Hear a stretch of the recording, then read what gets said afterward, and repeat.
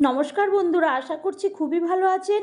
বং kitchen Banani Mary ক্রিসমাসের আপনাদের welcome জানিয়ে নতুন একটা কেকের রেসিপি দিয়ে আজকে স্বাগত জানাচ্ছে।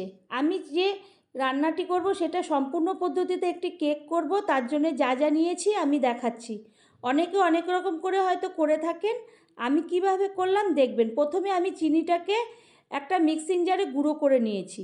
তা একটা বাসনের মধ্যে আমি ওই চিনিটাকে একটা বাটির মধ্যে দিলাম, তারপরে দিয়ে দিলাম সাদা তেল, দিয়ে আমি ওর মধ্যে একটা হ্যান্ড ব্লেন্ডার দিয়ে ভালো করে মিক্সড করে নিলাম। তারপরে দিয়ে দিলাম দুধ, লিকুইড দুধ দিয়ে এরপর আমি আবারও হ্যান্ড ব্লেন্ডার দিয়ে ভালো করে পুরো ঘোটাতে থাকবো।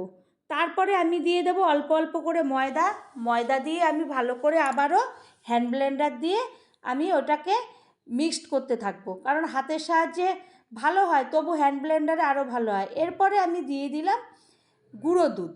তো গুঁড়ো দুধ দিয়ে আমি আবারও হ্যান্ড ব্লেন্ডার দিয়ে ভালো করে ওটাকে মিক্সড করতে থাকবো। এইভাবে আমি একে একে যা যা নিয়েছি আমি সমস্ত ওর মধ্যে দেব।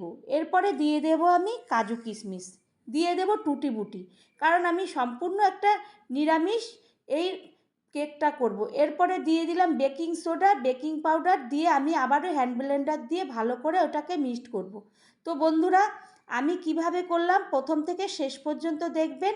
এরপরে আমি দিয়ে দিলাম ভ্যানিলা এসেন্স, দিয়ে আমি ওটাকে আবারও ভালো করে ফাটাতে থাকব। তারপরে আমি একটা কেকের বাটি নেব, ওই বাটির মধ্যে তেল মাখিয়ে নেব, সাদা তেল, আর দিয়ে দেব কেকের পেপার।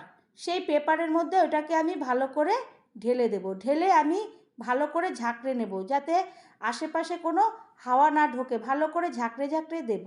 তো আমার চ্যানেলটি যদি বন্ধুরা এখনও সাবস্ক্রাইব না করেন, প্লিজ প্লিজ সাবস্ক্রাইব করবেন, পাশে থাকবেন, সাথে থাকবেন, নতুন বন্ধুকে সাহায্য করবেন এবং পাশে থাকা বেল বাটনটি টিপবেন, তাহলে যে কোনো রেসিপি সবার আগে আপনাদের কাছে পৌঁছাবে। এরপরে আমি দিয়ে দেব ওপরে আবারও কাজু কিশমিশ, দিয়ে কড়াই আগে থেকে গরম করতে বসিয়েছিলাম একটা স্ট্যান্ডের মধ্যে।